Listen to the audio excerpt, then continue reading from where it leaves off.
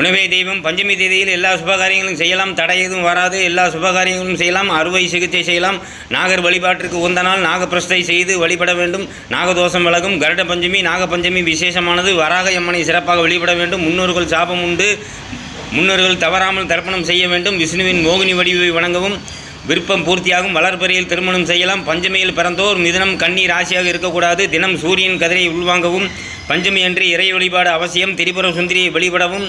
பறவைகளுக்கு உணவு கொடுக்கவும். காளியம்மன் அங்காளம்மன் சங்கரங்கோயில் சென்று வழிபடவும். ஞாபக சக்தி குறைவு. காற்றை நினைத்து தியானம் செய்யவும். நோயாளிகளுக்கு மருத்துவ உணவு செய்யவும். கன்னி வழிபாடு அவசியம். பெண்களை ஏமாற்றக்கூடாது. தாய் மாமனிடம் சண்டை கூடாது. தேங்காய் எண்ணெயில் தீபமேற்றி வழிபடவும். தேங்காய் தானம் செய்யவும். பசுவிற்கு அகத்திக்கீரை உணவு கொடுக்கவும்.